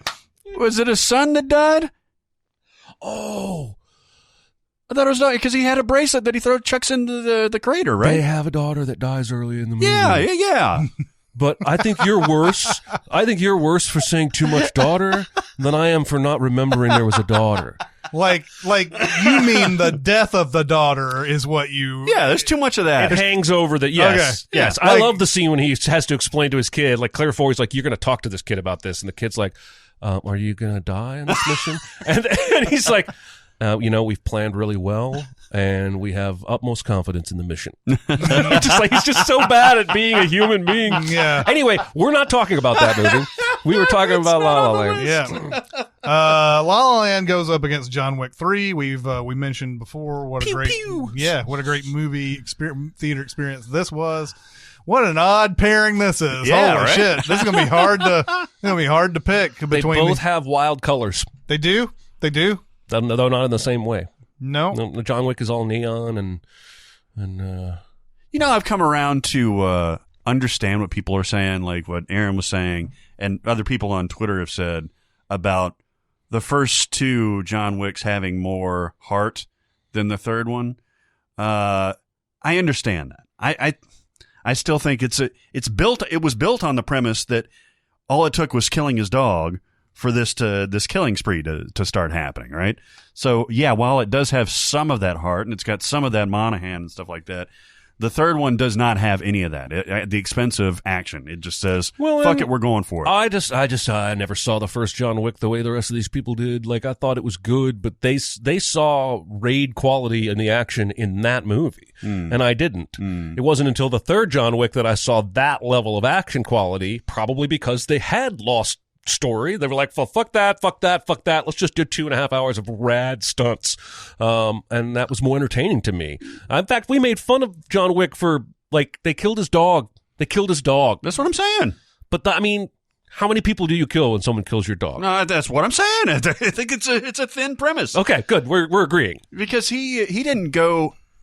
The death of his wife caused him to retire, right? That was my understanding. Yes. And then the death of his dog. Yeah, I'm pretty sure I'm back or whatever. He was out, and then that happened, and then then he had to come back in because he had to get the revenge. And I don't know. And John Wick 3, are you supposed to just like suddenly have some other thing that some other heart? Like, is he supposed to be in love with Halle Berry or something? Right. Is that the reason? Right. Yeah. Like, I feel like how much heart is in the Raid 2, by the way? Well, not much, but there is at least a little more in that because they got a whole kind of Godfather-esque 2 crime syndicate thing going on where he's like undercover and he can't see his family and he has to call him from like a secret toilet cell phone or whatever. But not much. I think there's and maybe, I mean, this is, it's probably a valid reason if you're watching the movie and you're not connecting to it, quote unquote, in some sort of way. You've got to figure out what that is that's making you think that. And I guess that's a good reason, but I feel like the intent of that movie, if you grade movies by what their intent is, they did exactly what they wanted to do with it, and who cares that it's called John Wick? You know, you base it on what they actually made, and they came out and said, we want to make a movie that's got all this awesome action in it, and you know, that part where the bullets underwater get stopped, that's a level of thought. They finally did that shit in a movie. That's a level of thought that really makes me appreciate everything that you do action wise.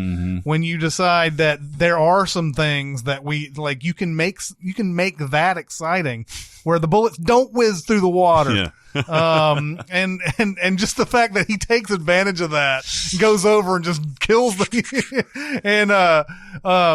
you know, the action in this movie is supposed to be like a Raid movie. It's supposed to be like that. So it's interesting that both of the Raid 2, which is in this bracket, and John Wick 3, like they're sequels. John Wick 3 happens right on the heels of John Wick 2. Yeah. But I don't think you have to see the previous ones before you see these. No, it's the same with Raid 2. In fact, I would almost show somebody Raid 2 ahead of the Raid. I would too. But yeah, this is just one of those, like, no matter what, it's heresy to vote for either one of these in terms of, like, this matchup in and of itself is basically heresy. Like, you know, put an exceptional balls to the wall, hilarious action film against the exact opposite kind of movie. How the cookie crumbles. That's the way. I like it. All right. So, what say you? La La Land. La La Land? Motherfucker, you looked right at me next. La La Land. Okay. All right. I think I was going John Wick 3. Really?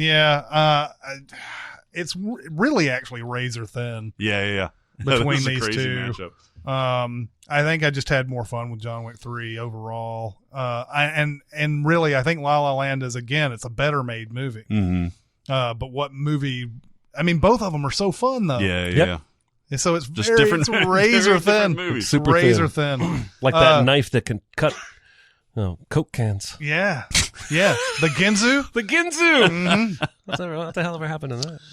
But yeah, if that had come down to deciding one way or the other, I might have had to like sit there and juggle it around a little bit, and then like, all right, I'm gonna pull the Band-Aid off. So La La Land is going up against Roma.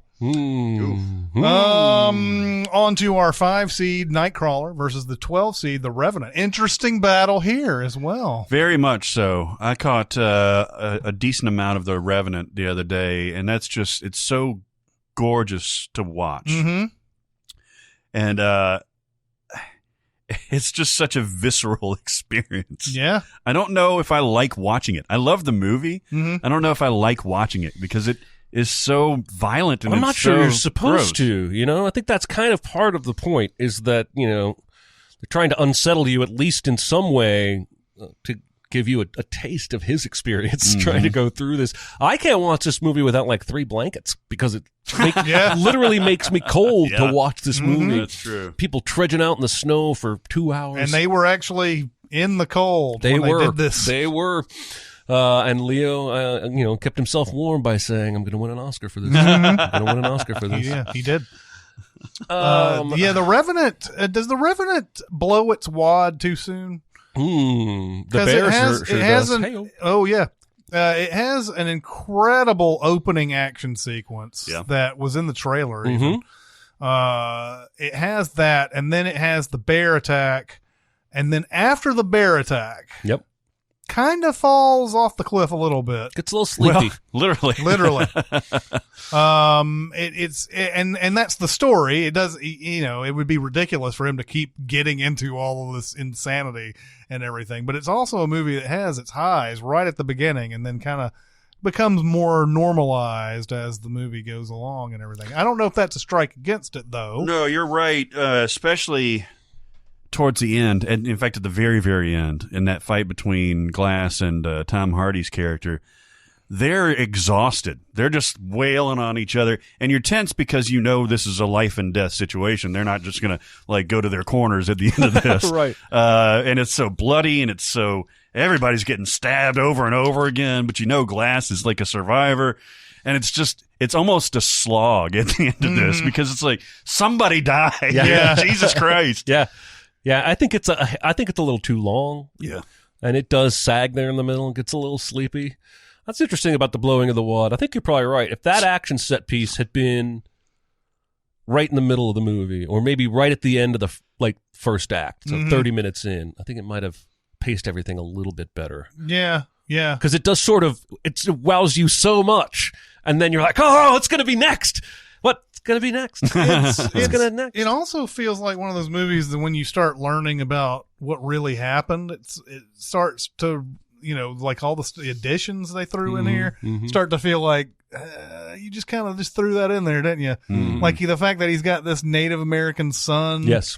And, that he's got to be driven by revenge. When the real dude was just like, I want to get my shit back. Yeah. Well, yeah, and he did certainly want to kill the dudes that left him for dead, but he didn't need extra motivation. Right. And then he didn't need like a magical medicine man to heal and guide him. It's almost more badass if he doesn't have a reason. That's what I'm saying, man. The real story is more, but this dude fucking laid on maggots so they would eat the infection out of his wounds. What do you think that feels like? Yeah. Would you do that? I would just lay there and fucking die. Yeah. Anyway, I like the Tom Hardy performance here, though. That's my favorite it's part. Outstanding. For sure. It's one of the performances where you're just like, how many voices does he have? Yeah. He inhabits. I don't know if he's method or anything, but he inhabits characters. Vocally, he is at least. I think. God, he's awesome. Yeah. It goes up against Nightcrawler, Jake Gyllenhaal, being a real fucking creepy badass. Is this the first one? What year was this that Nightcrawler came out? 2014. Is this the first time that we saw Jake Gyllenhaal? I guess Brokeback Mountain was the. You mean where he's actor and not just sex symbol and Clooney-esque type of guy? Yeah. I mean, this was an unexpected performance for me. Yeah.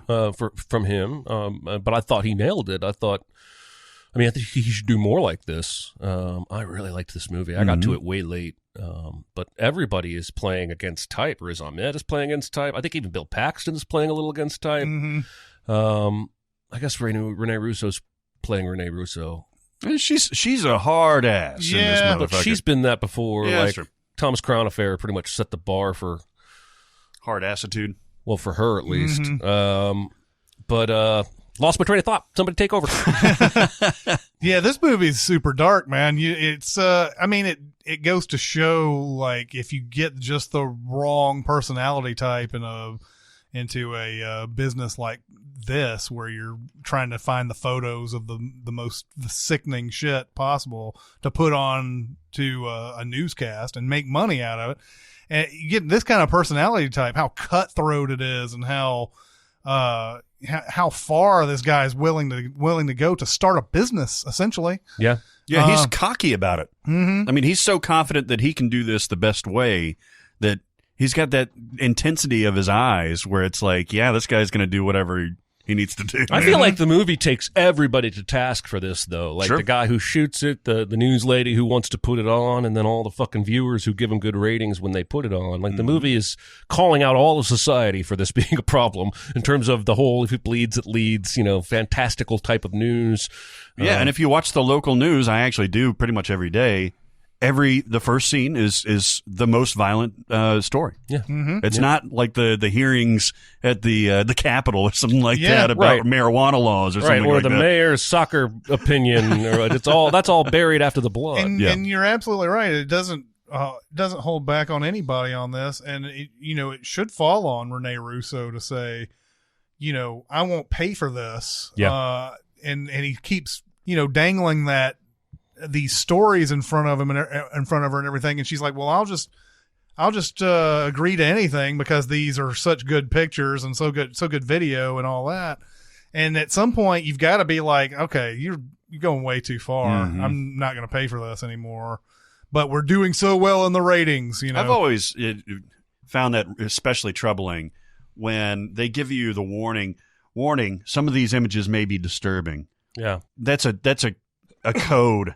That's a trigger, right? That's basically saying you want to watch this. It's like parental advisory or something like that. You want to fucking watch it now, right? Well, it's the same with. I'm going to anger people if I go on a tornado warning rant, aren't I?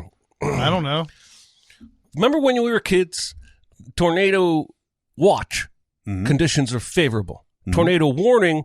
Some asshole on the ground has visibly spotted an actual fucking funnel cloud. Yeah.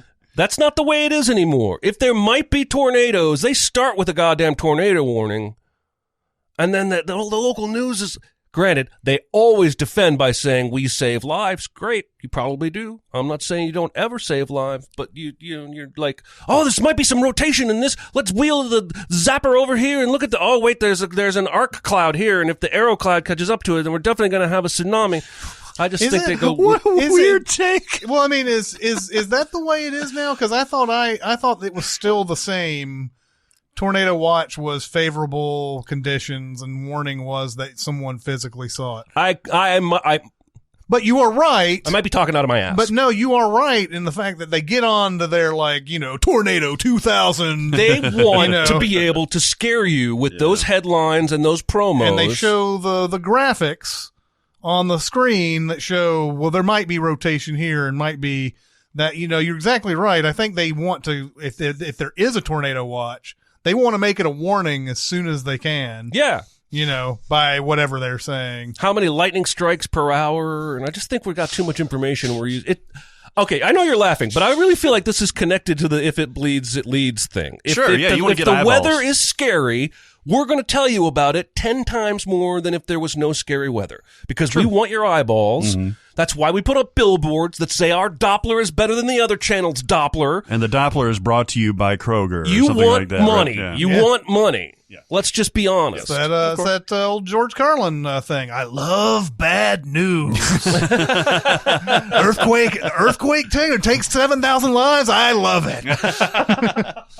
Okay, so how do we vote on these? These are two movies that I could probably stand to watch again in a more recent fashion. I haven't seen both of these in a couple of years, probably. I appreciate both of them. I appreciate The Revenant. I appreciate the direction for sure. Mm-hmm. I enjoy watching. It's weird to say I enjoy watching Nightcrawler more. Right. So I'm going to vote for that. Okay. Mm-hmm. I'm probably going to go Nightcrawler as well. Mm. I'm going to hem and haw for a bit. All right. I will go Nightcrawler as well, with the ever-changing criteria that I'm allowed to change every time I want. This time it happens to be that movie has more to say than The Revenant does. Yeah, there's that's more true. to be gleaned in talking about Nightcrawler than there is with The Revenant, so I'll go that. I gotcha. The final matchup of this North bracket is the 4 seed, the Nice Guys, versus the 13 seed, Annihilation. Holy cow. And I think this will probably be one of the easier ones for probably you two. I love The Nice Guys, though. I think I really love Annihilation, and I think you like it, right? And how do you feel about Annihilation?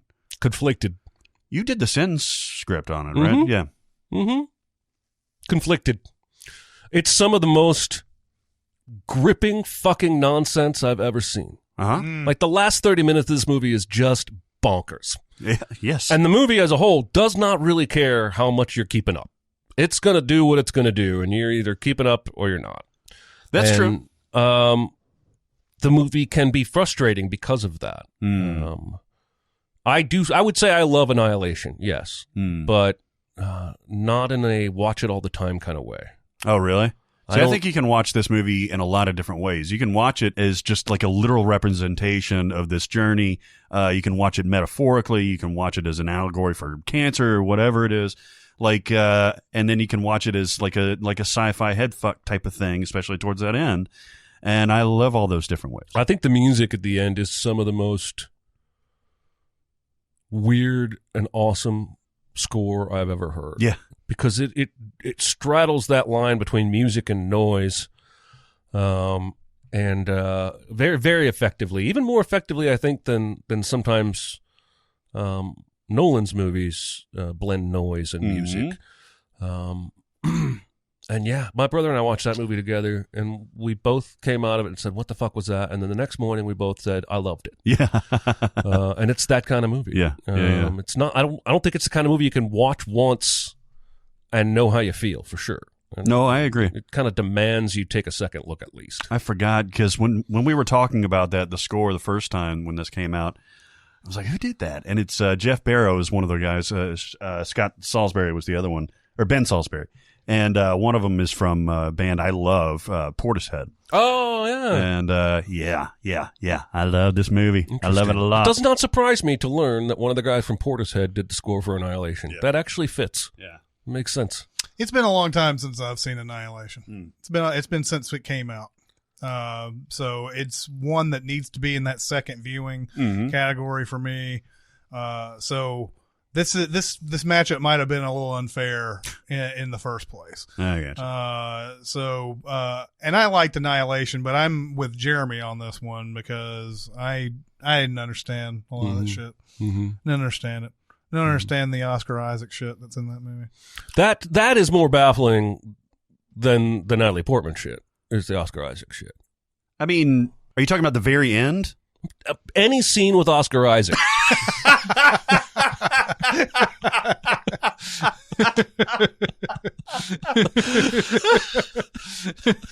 Okay. I don't think the affair is very important and just feels tacked on in some weird way. Yeah, I could see that. Acting's good, I guess. I think it's terrifying. That skeleton bear is. Yeah. Help me. Yeah. Well, and all of the Oscar Isaac stuff is terrifying to me. Like, that shit always freaks me out, where you don't know, like, somebody shows up and they're not supposed to be there and they act like it's no big deal. That always freaks me out. This is going to be a wildly divergent thing that just came into my head here, but Larry David was talking about a stint on Saturday Night Live where he was writing sketches, and so like he wrote some sketches for this one show, and it was like 6 or 7 o'clock, and he's like, well, I'm going to go home. And I think it was Dick Ebersol or somebody at the time was like, we stayed throughout the entire evening on this particular night, like Tuesday through Wednesday or something. We would say we're here for another 11 hours or something, 20 more hours or something. And he goes, he's like, I didn't understand why. We've been doing this for like 6 weeks. We've got everything done. Everything's ready to go on the show. Why? I just left. And then so like, he comes back and he finds out that all of his sketches are shit canned.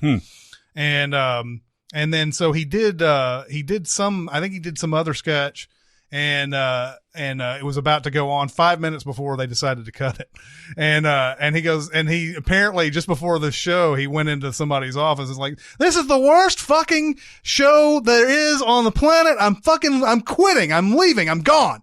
And he goes home and he talks to his neighbor who's the actual Kramer guy that's based on Seinfeld. He's like, yeah, I just quit and everything, and the Kramer guy's like, well, you know, you're throwing away like 2 years worth of salary doing this and everything. He's like, you know what you should do is you should go back in on Monday and like act nothing, like it didn't happen. Which of course became a Seinfeld episode with George. But like, he did do this. He went back to Saturday Night Live the next day talking to everybody beforehand, and he went in, he sat at the table and everything, and people were like, well, just like, everybody had heard that you left, you quit. But then we sat there at the table and Dick Ebersol was going around to everybody, what are you doing? What are you doing? When you got to Larry David, what are you doing? And he's like, well, I think I'm working on something about acrobats or something. And then, and he moved on to the next guy. Okay, so I'll derail even further from that. Okay. Patrick from Modern Horror sent me a link a couple weeks ago to this huge oral history about the making of The Island of Dr. Moreau, the Val Kilmer one. Yeah. And the original director, that story is fucking bonkers. The original director was fired. I'll send you the link. It was fired like a week in, and they ended up bringing on John Frankenheimer. But the original director didn't go home. He went into the woods and found a village and got drunk for like a month and was eating bugs. Oh my God. And then somebody came across him, snuck him back onto the set, and he put on an extra's costume as one of the monsters, and he filmed on the movie for days as an extra, wearing like a skeleton collar, a skekski. Insanity, man. And like apparently Val Kilmer was every bit the impossible asshole, and Brando was like, kept coming up with all these ideas, and apparently Brando wanted at the very end to take off his character's hat and reveal a dolphin fin. Anyway, it is insane that movie ever got made, and it's a great story. I'll send you the link. Yeah, I definitely want to read about that. So anyway, Annihilation goes up against The Nice Guys. This shit is my jam. Yeah, this is one of the most. Is this the most rewatchable movie on the bracket? It's close. It's definitely close. Up there. It's up there. It's that and Locke and maybe Blindspotting and a few others that I'm thinking about, not thinking of right now. But this is one of those that you could watch to the end and then just start it back up again. Yep. That's how rewatchable this movie is. I think this is my favorite Shane Black movie. It's mine for sure. Mm-hmm. And I love Kiss Kiss Bang Bang. Mm-hmm. And they're very similar. You could double feature them easy, but this one's better in my opinion. Who knew Russell Crowe and Ryan Gosling together would be comic magic? It's genius. But they are. The scene where he first busts in and it's like, give me your hand. He's like, no, just tell your doctor you have a lateral fracture on your whatever. No, he like breaks his finger. From that scene on, the fucking bathroom scene just kills me. Why does he approach him in the first place? Because Amelia thought he was one of the people Sid hired. Like, he was looking for Amelia because her grandmother hired him to look for Amelia. Right. And Amelia hired Russell Crowe to tell everybody looking for her to back off. I see. So he's beating his ass for that reason. But the scene in the bathroom when he's got the door open and Gosling's got a cigarette, a gun, and a magazine, and he's trying to like juggle all three, and then he's like, turn around! He tries to pull up his pants, and Russell Crowe's like, there's a mirror over here. It's never not funny. It's funny all the way through. There's never a scene where it's not funny. Yep. Yeah, that whole thing with the and stuff. I love where where the girl is told, like, look, don't say and stuff, just say the thing and be at the end of it. And then they go to that porno party, and the one girl says to her, they made me do anal and stuff, and she's like, don't say and stuff, just say you did anal. And the whole, he's like, Russell Crowe finds him. He's like, why are you wet? He's like, well, I was in the pool. Why were you in the pool? I had to question the mermaids. Yeah. What were you doing while I was doing my job? He plays drunk so perfectly in that scene because he's wasted. And it's just like those little slurs that you would totally do if you were hammered like that. Ah, it's so great. Yeah. When he has that vision in the car.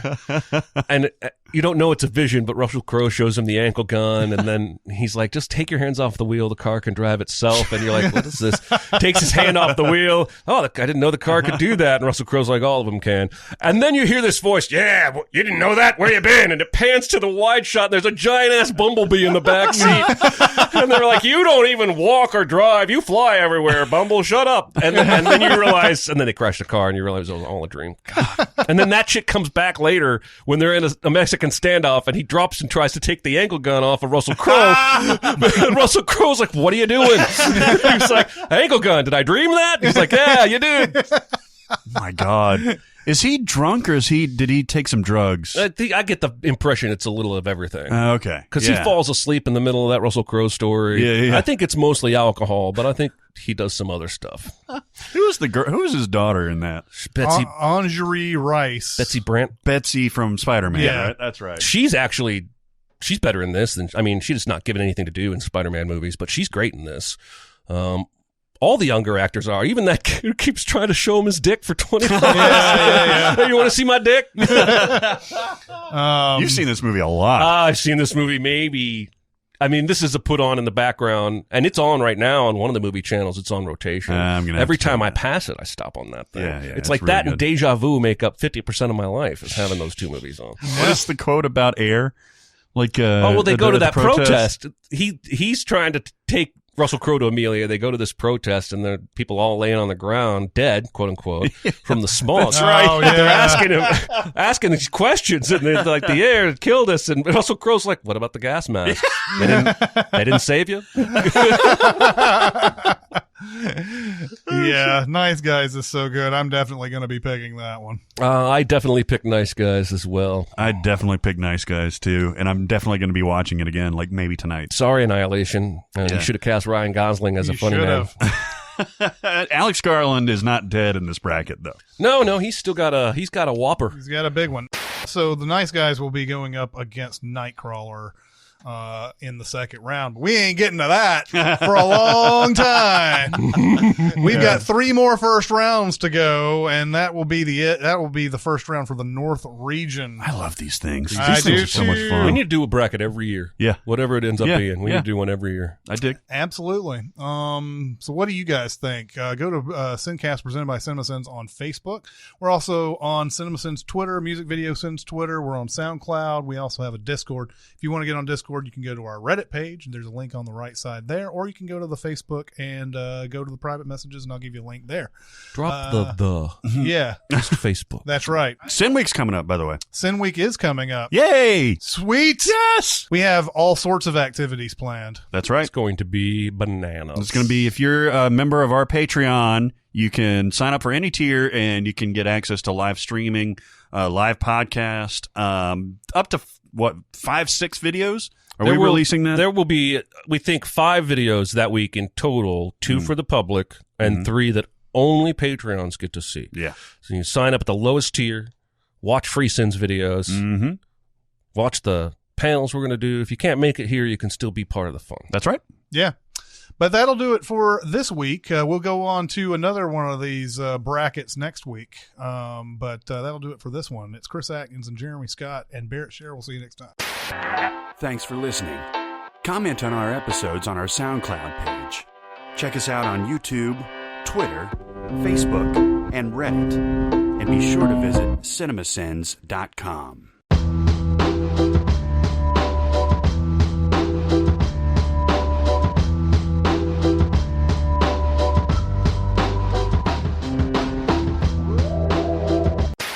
It's not funny, but it's just, it's so stupid. Yeah.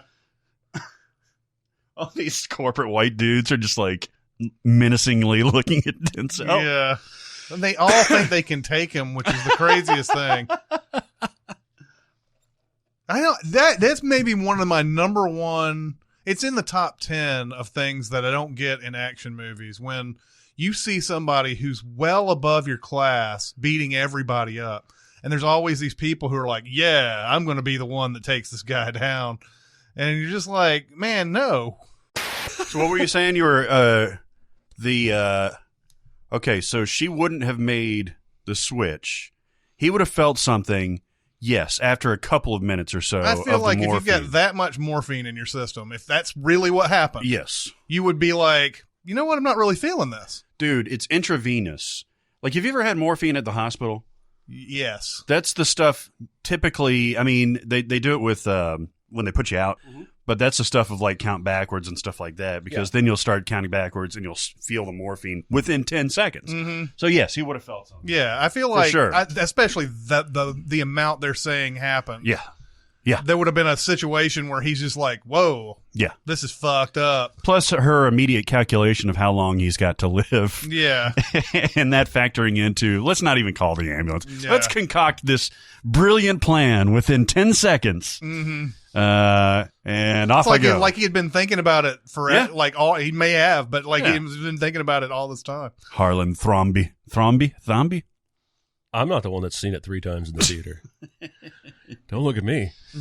Harlan I just Thromby. know him as that guy from Star Trek 6. You gave yeah, exactly. Admiral Chang. You are a good nurse. So yeah, they're he like started writing the sequel yesterday. Well, the Lionsgate, I guess, has officially put it into pre-production or whatever. So God bless him, man. I don't think they're going to do this, but I did love that idea I saw online that he might have a different accent and everything. Oh yeah, that's what Chris was saying. Yeah. That would be hilarious. I think it would be fucking great. I don't think that's what's going to happen, but it might. I don't know. But yeah, it was great. I'll watch more. You know, weirdly, I mean, we're not going to talk about the Oscars, but weirdly, I found the Oscars very easy to watch this year. I liked it. Yeah. Well, there were a couple of times where I was like, what the fuck is happening? A couple of acceptance speeches that...